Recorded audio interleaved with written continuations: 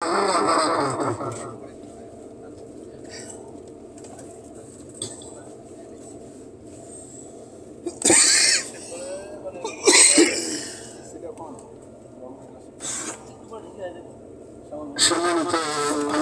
মেহমানবৃন্দ, আমরা আজকের মক্কার স্থানে জিয়ারাগুলো সম্পন্ন করবো ইনশাআল্লাহ।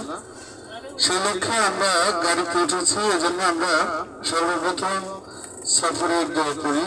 বিসমিল্লাহির রহমানির রহিম। সুবহানাল্লাযী সাখখারা লানা হাযা ওয়া মা কুন্না লাহু মুকরিনিন ওয়া ইন্না ইলা রাব্বিনা লামুনকালিবুন। বিসমিল্লাহি তাওয়াক্কালতু আলাল্লাহ। আল্লাহুম্মা সাল্লি আলা সাইয়্যিদিনা মুহাম্মাদিন النبي أمي وآله وسلم। সম্মানিত হাজী সাহেববৃন্দ, আল্লাহর ঘরের মেহমান মুতামিরিন, আমরা আজকের মক্কা শরীফের স্থানীয় গুরুত্বপূর্ণ জায়গাগুলো পরিদর্শন করবো ইনশাআল্লাহ। সর্বপ্রথম আমাদেরকে যেখানে নিয়ে যাওয়া হবে সেই পাহাড়টির নাম হচ্ছে জাবালে সুর। ওই পাহাড়েরই একটি গুহার নাম গারে সুর। এটা দুইভাবে উচ্চারণ করা যায়, দুইভাবে সহি। গারে সর বলা হয় আর গারে সুরও বলা হয়।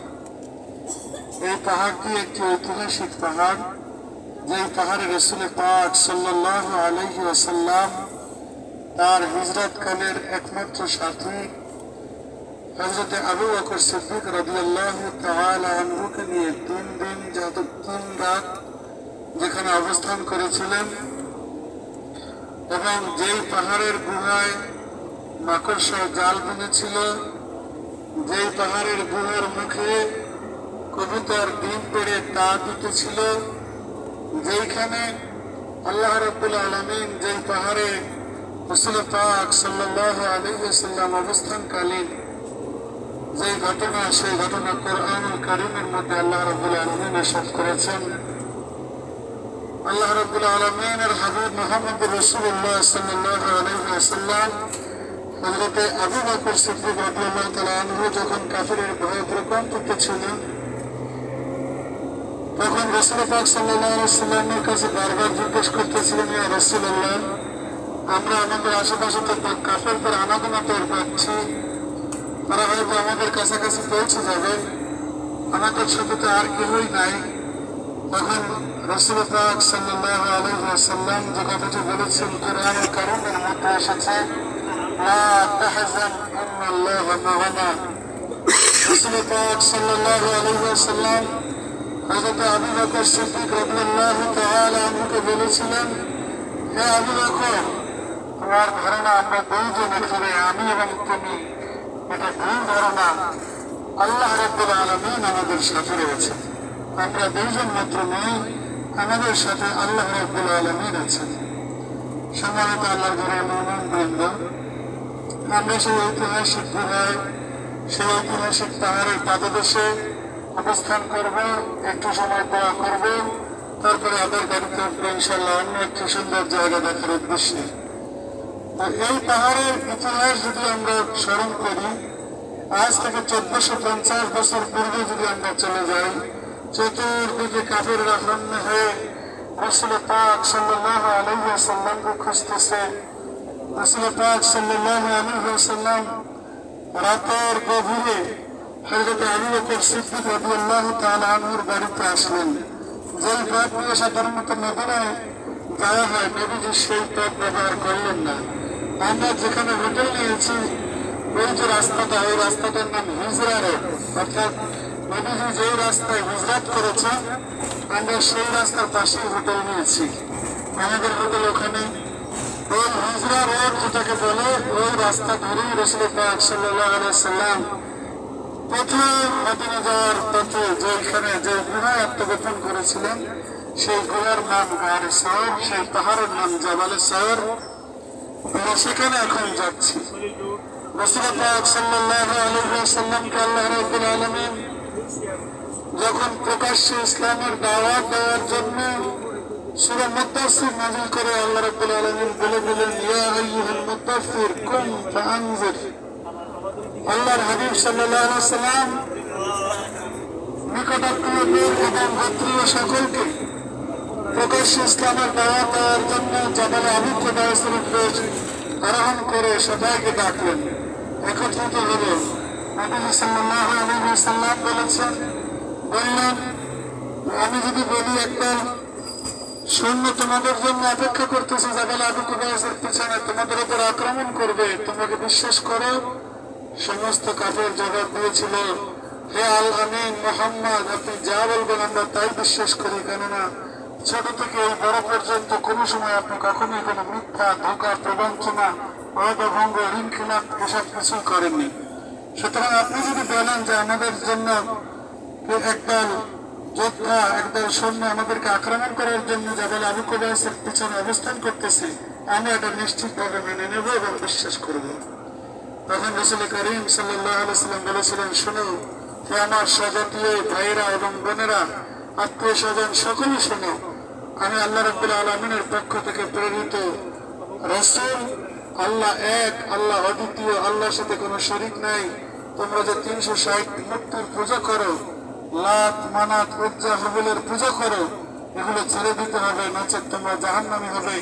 জাহান্নামের আগুন অত্যন্ত ভয়ানক। এইভাবে সর্বপ্রথম যখন তিনি কালেমার দাওয়াত দিলেন, কাফেরেরা সকলেই অস্বীকার করে বসলো। এমনকি আবু লাহাব নবীজিকে বলল, হে মুহাম্মদ তোমার ধ্বংস হোক, নাউযুবিল্লাহ। তখন আল্লাহ রাব্বুল আলামিন তাব্বাত ইয়াদা আবি লাহাব এর সূরা নাযিল করে বললেন, আবু লাহাব নয়, আর মুহাম্মদ সাল্লাল্লাহু আলাইহি ওয়াসাল্লাম নয়, বরং আবু লাহাব তার পরিবার সহ ধ্বংস হয়ে যাবে। আজ পর্যন্ত নবীর মহব্বতে আল্লাহ রাব্বুল আলামিন যে সূরা নাযিল করেছেন, আজ পর্যন্ত আমরা সেই সূরা 1450 বছর ধরে আজ তাব্বাত ইয়াদা আবি লাহাব ওয়া তাব, আজ আবু লাহাবকে আমরা অভিসম্পাদ দিয়ে সেই সূরা নামাজের মধ্যে তেলাওয়াত করি, বিভিন্ন সময় তেলাওয়াত করি। সম্মানিত হাজিরিন, এই দাওয়াত যখন প্রকাশ্য দাওয়াত যখন শুরু হলো, ব্যাপকভাবে বিরোধিতা শুরু করলো মক্কার কাফেরেরা। শেষ পর্যন্ত এমন ভাবে অত্যাচার, অবিচার শুরু করলো, মুসলমানরা প্রাণীর রথ তুলে সকলে নবীজির কাছে জড়ো হলো, ইয়া রাসূলুল্লাহ, আমরা কি করবো? অত্যাচারে তো আমরা টিকতে পারতেছি না। যারা নতুন মুসলমান হচ্ছিল প্রত্যেকের উপরে অত্যাচার, অবর্ণনীয় অত্যাচার চলতেছিল। নবীজি তখন আল্লাহর পক্ষ থেকে আদিষ্ট হয়ে হিজরতের আদেশ দিলেন এবং সবাইকে হিজরত করতে আদেশ করে সবাইকে নিরাপদে মদিনায় পৌঁছিয়ে হযরত আবু বকর সিদ্দিক রাদিয়াল্লাহু তাআলা আনহুকে বললেন, আবু বকর, আল্লাহর নির্দেশ আসলে আমাদেরকে হিজরত করতে হতে পারে। তখন হযরত আবু বকর সিদ্দিক রাদিয়াল্লাহু তাআলা আনহু তখন থেকে 6 মাস পর্যন্ত, কোনো কোনো বর্ণনা আরো বেশি, কোনো বর্ণনায় 3 মাস, যে তিনি কখনোই আরাম করে বিছানায় ঘুমান না। অর্থাৎ কোন সময় রাসূল পাক সাল্লাল্লাহু আলাইহি ওয়াসাল্লাম এসে ডাক দিবেন আর আবু বকর তখন ঘুমে থাকবেন, এটা হযরত আবু বকর কখনোই এটা মেনে নিতে পারবেন না। এত বড় বেয়াদবি তারা হতে পারে না। এবং তিনি রাসূল পাক সাল্লাল্লাহু আলাইহি ওয়াসাল্লাম যেদিন থেকে হিজরতের কথা বলেছেন, তারপর থেকে তিনি বিছানায় পিঠ লাগিয়ে আর ঘুমান নাই। রাত প্রতির হলো, কাফেরেরা রাসূল পাক সাল্লাল্লাহু আলাইহি ওয়াসাল্লামের প্রতিবাদ কি করতেছেন, কোথায় যাচ্ছেন, কার সাথে কি বলছেন, সব কিছু তারা নখদর্পণে নিচ্ছিল, সব কিছুর খোঁজ খবর নিচ্ছিল। এরকমই একটি রাত্রে রাসূল পাক সাল্লাল্লাহু আলাইহি ওয়াসাল্লাম যখন বাড়ি থেকে বের হবেন, কাফেরেরা টের পেয়ে গিয়েছিল। তখন রাসূল পাক সাল্লাল্লাহু আলাইহি ওয়াসাল্লাম আল্লাহর কাছে বললেন, আল্লাহ, আজকে তো আমার হিজরতের দিন, আপনি আমাকে হিজরত করতে বলেছেন, আমি কিভাবে হিজরত করবো? আমার ঘরের চতুর্পাশে কাফেরেরা ব্যারিকেড দিয়ে আসছে, আমি বের হলেই তারা আমাকে হত্যা করবে। তখন আল্লাহ রাব্বুল আলামিন বললেন, হাবিব আমার, বন্ধু আমার, আপনার প্রেমে আমি যেমন সমস্ত জগৎ সৃষ্টি করেছি, আপনার সমস্ত কিছুর ব্যবস্থা আমি আল্লাহ করবো। সুতরাং আপনি কি করেন, আপনি ঘর থেকে একটু বালু নেন, এই বালুটুকু আপনি তাদের চোখে নিক্ষেপ করুন। রাসূল করিম সাল্লাল্লাহু আলাইহি ওয়াসাল্লাম বলেন, আল্লাহ, ঘরের চতুর্দিকে সৈন্যরা ঘিরে আছে, আমি বড়দের সামনে কয়েকজনের চোখে ধুয়ে দিতে পারে, কিন্তু সমস্ত সৈন্যের চোখে, সমস্ত কাফেরের চোখে তো আমার এই ধুলি পৌঁছানো সম্ভব নয়। তখন আল্লাহ রাব্বুল আলামিন একটি ইশকের আয়াত নাজিল করলেন, মুহাব্বতের আয়াত নাজিল করলেন। আল্লাহ রাব্বুল আলামিন বললেন, ওয়ামা রামাইতা ইয রামাইতা ওয়ালাকিন্নাল্লাহ রামা। হাবিব, বন্ধু মুহাম্মদুর রাসূলুল্লাহ, নিক্ষেপ করবেন আপনার হাতে, পৌঁছানোর দায়িত্ব আমি আল্লাহর। কারণ এই নিক্ষেপ মূলত আপনি করবেন না, আমি আল্লাহ নিক্ষেপ করবো। হুজুর পাক সাল্লাল্লাহু আলাইহি ওয়াসাল্লাম একটু বালু নিয়ে নিক্ষেপ করলেন। আল্লাহ রাব্বুল আলামিন প্রত্যেকটা কাফেরের চোখে সেই বালি পৌঁছে দিলেন। রাসূল পাক সাল্লাল্লাহু আলাইহি ওয়াসাল্লাম নিজের বিছানায় হযরত আলী রাদিয়াল্লাহু আনহুকে শায়িত করে শোয়া দিয়ে নবীজির চাদরটা হযরত আলী রাদিয়াল্লাহু আনহুর গায়ে দিয়ে নবীজি বেরিয়ে পড়লেন। বেরিয়ে পড়ে আপনাদেরকে আমরা নবীজির বাড়ি দেখিয়েছি। সেই বাড়ি থেকে ওইদিকে মদিনার পথ, ওইদিকে নবীজি না গিয়ে তিনি আসলেন আবু বকরের বাড়ি। আপনাদেরকে আমরা মসজিদে আবু বকরে নামাজ পড়াইছি। ওখানে মসজিদে আবু বকর রাদিয়াল্লাহু আনহু, ওই মসজিদে ওইখানে হযরত আবু বকর রাদিয়াল্লাহু আনহুর বাড়ি ছিল। নবী করিম সাল্লাল্লাহু আলাইহি ওয়াসাল্লাম রাতে যখন এসে একটি মাত্র ডাক দিলেন, ইয়া আবু বকর, হে আবু বকর বলে যখন নবীজি ডাক দিলেন, তখন সাথে সাথে এক ডাকেই সারা দিয়ে হযরত আবু বকর রাদিয়াল্লাহু আনহু বললেন, লাব্বাইকা ওয়া সা'দাইকা ইয়া রাসূলুল্লাহ। হে রাসূল, আপনার গোলাম, আপনার সাথী আবু বকর হাজির। রাসূল পাক সাল্লাল্লাহু আলাইহি ওয়াসাল্লাম বললেন, চলো, তোমাকে যে হিজরতের কথা বলেছিলাম, কাফেরেরা আমাদের হন্য হয়ে খুঁজতেছে, আমাদের হিজরতের সময় হয়ে গেছে, চলো। তখন সেখান থেকে বের হয়ে আমরা এখানে এখন যাত্রা বিরতি করব। আমরা এখন যেখানে যাচ্ছি, যে পাহাড়ের পাদদেশে আমাদের গাড়ি থাকবে। রাসূল পাক সাল্লাল্লাহু আলাইহি ওয়াসাল্লাম হযরত আবু বকর রাদিয়াল্লাহু আনহুকে নিয়ে এই পাহাড়ে কোথায় এসে আত্মগোপন করলেন।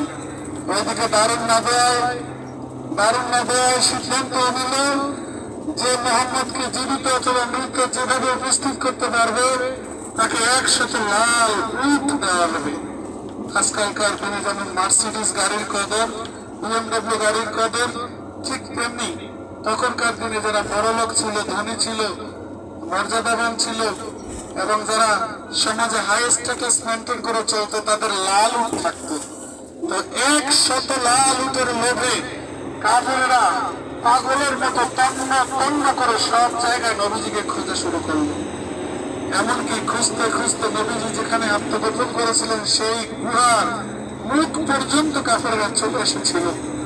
তখন হযরত আবু বকর সিদ্দিক রাদিয়াল্লাহু আনহু বললেন, ইয়া রাসূলুল্লাহ, ওই তো কাফেরদের পা দেখা যাইতেছে, এখনই তো আমাদের গুহায় ঢুকবে। ঠিক সেই সময় কোথা থেকে আল্লাহ রাব্বুল আলামিনের কুদরতে মাকড়সা চলে আসলো। গুহার মুখে জাল বুনিয়ে সেখানে মাকড়সা অবস্থান নিল। গুহার মুখে কবুতর কোথা থেকে উড়ে এসে ডিম পেড়ে তা দিতে লাগলো। তখন কাফেররা বলাবলি করতে লাগলো, তোমাদের কি মতিভ্রম হয়েছে? তোমাদের মাথায় কি সমস্যা হয়েছে? দেখো, এই গুহায় যদি কেউ ঢুকে তাহলে মাকড়সার জাল ছেড়ে থাকবে, কবুতর এখানে বাসা বাঁধবে না, সুতরাং এই গুহায় কেউ নাই। অথচ ওই গুহায় হযরত রাসূল করিম সাল্লাল্লাহু আলাইহি ওয়াসাল্লাম আরাম ফরমাচ্ছিলেন। হুজুর পাক সাল্লাল্লাহু আলাইহি ওয়াসাল্লাম হযরত আবু বকরকে বললেন, আবু বকর, তোমার রানের উপরে আমি একটু মাথা দিয়ে বিশ্রাম নেই, তুমি সর্বদিক খেয়াল রাখো। হযরত আবু বকর রাদিয়াল্লাহু আনহু দেখলেন গুহার বিভিন্ন জায়গায় ছোট ছোট গর্ত, দেখে মনে হয় সাপের গর্ত। তখন হযরত আবু বকর নিজের পাগড়ি ছিঁড়ে সেই গর্তগুলো তিনি আটকালেন, কিন্তু একটা গর্ত আর আটকানো সম্ভব হচ্ছে না।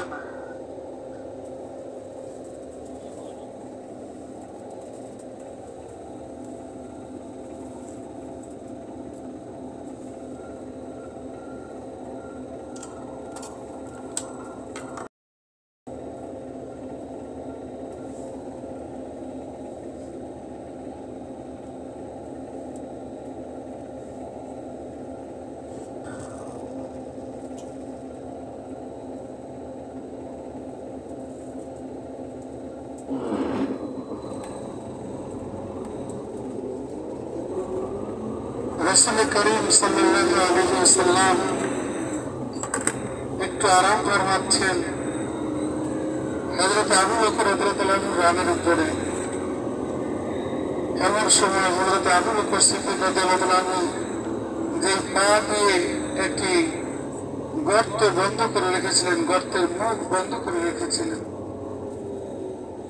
সেই গর্তের মধ্যে একটি সাপ ছিল, সেই সাপ দংশন করলো হযরত আবু বকর রাদিয়াল্লাহু আনহু। এই আমরা গাড়ি শহরে চলে এসেছি, আমাদের সামনে গাড়ির সামনে যে বড় পাহাড়টা দেখা যাচ্ছে, উঁচু পাহাড় এবং একেবারে উঁচুতে একটা পাথরের মতো দেখা যাচ্ছে, ওই পাথরের নিচে হচ্ছে গুহা। এখান থেকে উঠতে প্রায় 3 থেকে 3.5 ঘন্টা সময় লাগে এবং সেটা যেদিন আপনারা যদি কেউ যুবক থাকেন এবং এই পাহাড়ে উঠতে মনে চায় তাহলে খুব সকালে নিজস্ব গাড়ি করে আসতে হবে, কারণ এখন আমাদের এই জিয়ারা কোম্পানির জিয়ারায় প্রায় 3.5 ঘন্টা অপেক্ষা করবে না, মূলত 2 ঘন্টা 2.5 ঘন্টা আমাদের সম্পূর্ণ জিয়ারতই কমপ্লিট হয়ে যাবে। আমরা এখানে 10 মিনিট সময় নেব, নামবো, দেখবো, দোয়া করবো, গাড়িতে উঠবো ইনশাআল্লাহ। ঘুমাচ্ছিলেন, এই সময় হযরত আবু বকরের এক ফোঁটা চোখের পানি নবীজির গায়ে পড়লে তিনি তাড়াতাড়ি করে উঠে বললেন, ইয়া আবু বকর লিমা তাবকিকা, আবু বকর তুমি কাঁদতেছো কেন, তোমার কি হয়েছে? তখন হযরত আবু বকর বললেন, ইয়া রাসূলুল্লাহ আমার মনে হয় কোনো সাপ বা বিষাক্ত কোনো কিছু আমাকে দংশন করেছে।